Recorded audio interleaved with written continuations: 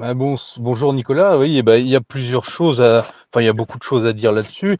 Déjà, à quoi servent les Jeux Olympiques en quelque sorte? Parce que finalement, c'est toujours la même chose. Ce serait censé être finalement un peu l'apex du sport international.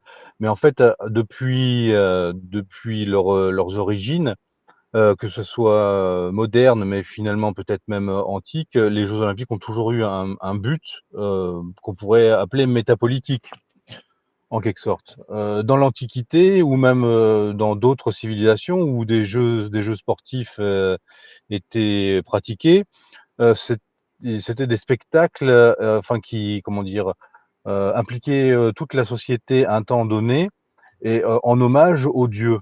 Et en fait, les sportifs, ça s'est progressivement perdu, mais finalement, reproduisaient en quelque sorte, des actes héroïques qui sont souvent à l'origine des mythes, en quelque sorte. Donc c'était un moment où finalement le temps profane laissait la place au temps sacré. Puis dans la civilisation, chrétienne, progressivement, à l'origine du christianisme, on a arrêté les jeux du stade, tous ces types de jeux, puisque même les jeux romains étaient un peu une suite, hein, c'était des jeux et même des sacrifices, puisque les jeux du stade, il y avait même, enfin, ou les jeux du cirque plutôt, il y avait même des morts en fait, donc on sacrifiait aux dieux en quelque sorte. Les À partir du christianisme, où on pense que c'est la divinité elle-même qui est venue se sacrifier, pour l'humanité, on n'a plus besoin de cette économie en quelque sorte. Et progressivement, on pourrait dire, à la fin de enfin à l'époque moderne, et bien a ressurgi cette sorte de paganisme en quelque sorte. Mais là avec une ambition tout de suite cosmopolitique, à visée, internationale. Avec l'idée, alors il y a l'idée, on pourrait dire de façade, hein, qui est, la réunion des peuples, dépasser, la guerre par, l'agone, le dépassement de soi, entre les nations, ce qui reprend un peu ce que faisaient les Grecs, puisque les cités grecques n'arrivaient pas à s'unifier politiquement, mais elles arrivaient durant les Jeux olympiques, à arrêter les guerres.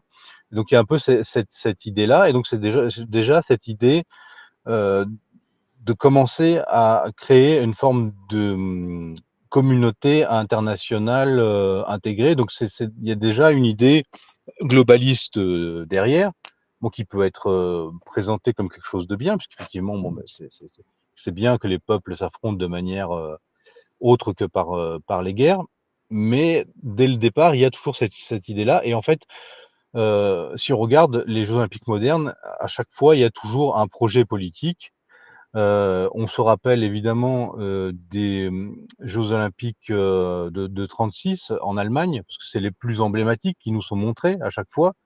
Mais c'est chose comme une forme de court-circuit à l'intérieur de l'histoire des Jeux olympiques, puisqu'en fait, c'est une forme de, comme le national-socialisme était une forme de modernité alternative qui n'a pas pu déboucher sur quelque chose, puisqu'elle a été avortée. Eh bien, il nous reste, par exemple, si on regarde le film de Leni Riefenstahl, une forme de ce qui a été tenté, avec des éléments qui ont été repris, puisque la postmodernité a repris beaucoup de choses du national-socialisme, que ce soit les rassemblements de masse, genre les concerts de rock et autres. Enfin, ça n'est que la suite de ce que faisaient des grands raouts que faisaient les nationaux socialistes, qui ont été les premiers en quelque sorte à rassembler les masses comme ça, avec des spectacles, des jeux de lumière, avec une personnalité comme ça mise en avant, et des masses qui viennent voir des gens comme ça. Eh bien, donc le défilé avec comment dire, la flamme olympique, toutes ces choses-là, enfin, proviennent de cette époque-là. Mais là encore, là où les nationaux socialistes voulaient, comment dire, avaient l'idéologie finalement de restaurer les jeux, des sortes de jeux indo-européens. Là, on est allé vers quelque chose de nouveau, de mondialiste. Voilà. Et puis, là, on a vu la dernière ouverture des Jeux Olympiques. On voit que clairement, là, il y a une forme de religiosité. Donc là, ça rejoint presque ce qui était dans l'Antiquité, c'est-à-dire un hommage à des, on peut le dire clairement, à des forces supérieures en quelque sorte, en reprenant, avec toujours cette idée, pourquoi est-ce que, par exemple, on s'interrogeait, pourquoi, finalement montrer de nouveau, faire référence au sacrifice, là encore, hein, de Marie-Antoinette, parce que c'est un sacrifice fondateur.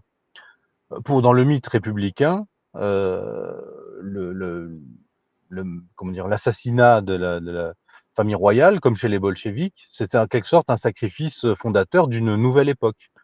Et donc le rejouer en quelque sorte, c'est, rejouer, cette scène-là et rappeler où est l'origine, et si on veut, comment dire? Convoquer en quelque sorte les énergies, je dirais presque collectives de la républicaine, eh bien il faut rejouer à ce moment-là ce sacrifice fondateur et ça s'explique, assez bien. Parce que c'est vrai que ça paraît complètement incongru. Il y a des commentateurs qui disaient: «Mais est-ce qu'on est bien en train de regarder une cérémonie d'ouverture de Jeux olympiques? Quel rapport avec le sport?» Mais le rapport est que finalement, le sport s'inclut dans quelque chose de plus large.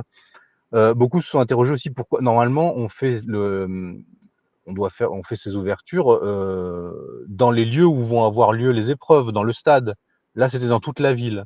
Parce que je pense que l'idée qui voulait être envoyée, c'est, l'idée de Paris, ville ouverte, société ouverte, le monde est dans Paris, Paris est le monde, voilà, en quelque sorte.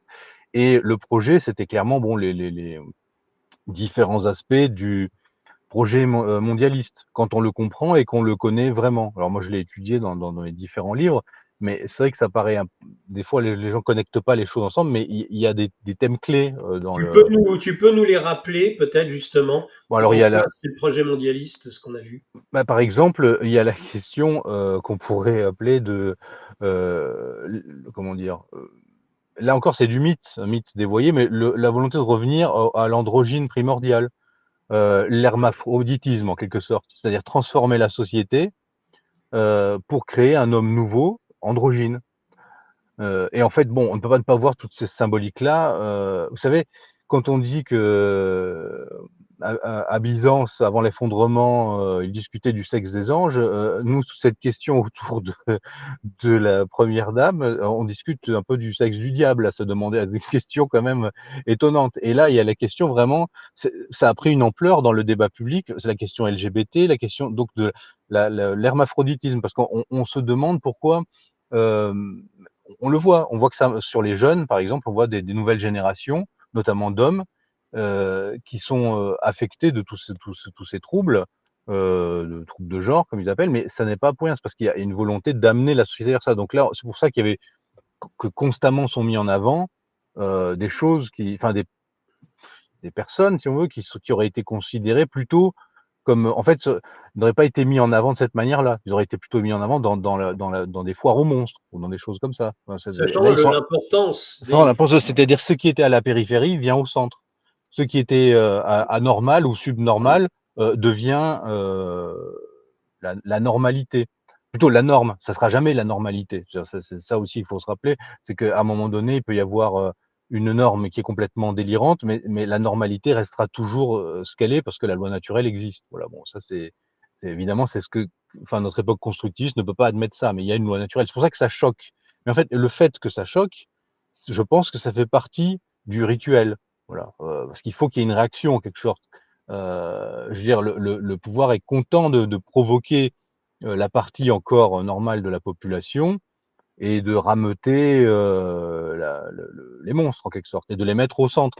Après les gens, on va dire, et on a vu un décalage, c'est-à-dire le décalage entre, donc l'ouverture des jeux et puis ensuite le déroulement des jeux. Bon, les épreuves sportives, voilà, il y avait des choses, très intéressantes, même des choses très belles parfois, mais parce qu'au départ, il fallait montrer la religion ou la religiosité en tout cas des gens qui nous dirigent.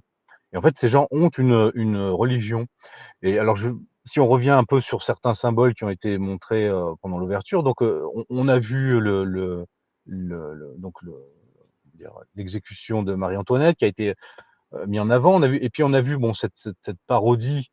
Mais c'est pas juste une parodie, c'est une inversion de la scène, heu, avec le Christ et ses apôtres. Et on voit justement c'est une espèce de créature qui est mise au centre et elle ne fait pas n'importe quoi, elle fait ce fameux signe qu'on voit partout maintenant, qui est le signe du cœur, qui est censé être sympa, genre «on s'aime». Bon, ça c'est une parodie grotesque de l'amour chrétien. Vous voyez, c'est donc l'universel catholique qui est ouvert à tous. Eh bien là, on inverse ça, il faut nous aimer tel que l'on est avec nos vices. C'est-à-dire, c'est pas comme dans la démarche chrétienne où effectivement le Christ prend tout le monde, tous les pécheurs, mais là c'est comme s'il prenait les gens avec leurs vices. Et ça serait ça finalement être bon et être universel, c'est-à-dire Je t'arrête juste 2 secondes, Pierre-Antoine, oui, et je te laisse continuer parce que ça me fait en effet rire. Ce signe du cœur venant de Dionysos, c'est d'autant plus amusant que certains initiés le savent. On présente comme le cœur, quand on regarde bien, de toute façon, cette espèce de signe ou ce cœur qui est représenté ne représente pas du tout la forme d'un cœur humain. Le cœur humain n'est pas ainsi fait. C'est en fait bien un signe, non pas kabbalistique, mais un signe d'initié de secte dionysienne, et en fait ce cœur, vous l'inversez et c'est une paire de fesses, et ça encore c'est quelque chose qui n'est pas surprenant. Tout le monde pense se jouer et est joué par une symbolique qu'en fait il ne maîtrise pas. Mais voilà, oui, c'était juste un mot amusant, on va dire. mais parce qu'il y a aussi cette idée, je pense, en se mettant, enfin, là, je pense que ce à quoi on a cité, par exemple, c'était plus que, donc, c'était vraiment un rituel collectif l'idée, c'est, vous savez, les pères de l'Église expliquent qu'il faut faire descendre l'esprit dans le cœur, en fait. C'est-à-dire l'Esprit Saint doit descendre dans toute la personnalité. Et le cœur, dans l'anthropologie traditionnelle, c'est pas juste l'organe biologique, c'est l'intérieur de la personne, c'est le centre de la personne humaine. Donc là, c'est pas rien. Je pense que s'ils ont fait ça, parce qu'ils savent ça. Et là, euh, comment dire, quand on inverse des symboles comme ça du christianisme, c'est qu'on est conscient qu'il y a donc quelque chose d'effectif dans le christianisme.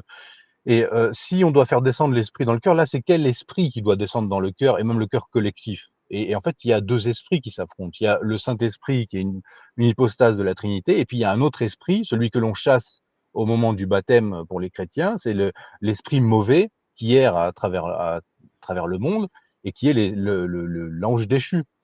Et en fait, on ne peut pas ne pas voir là l'affiche de la cérémonie de clôture où on nous montrait un athlète nu, doré, qui tombait du ciel vers la terre. Et là, on se dit, là encore une fois, quel rapport avec ce qui va nous être montré. Bah, le rapport est évident. Donc, c'est des gens qui... alors, beaucoup pourraient dire, oui, mais en fait, ils n'y croient pas, ils utilisent ces symboles, les symboles de la chrétienté, finalement. Donc, il ne faut pas rentrer dans leur jeu, parce que ça ne veut pas dire qu'ils sont réellement ce qu'ils présentent être. Mais j'ai envie de dire, peu importe, parce qu'en fait, ils repassent exactement là où les Écritures disent qu'ils doivent passer, en quelque sorte. C'est-à-dire qu'ils pourraient utiliser d'autres types de symboles. Alerte Info. Géopolitique profonde prend sa place dans le paysage médiatique français. Bonsoir à tous, vous êtes sur Géopolitique Profonde, la chaîne qui est là pour remplacer les médias subventionnés. On investit maintenant la rue et on veut vous entendre. Le gouvernement de M. Macron nous a obligés et nous a enfermés chez nous. Mais on a besoin de votre soutien. Alors cliquez sur le bouton j'aime pour nous soutenir.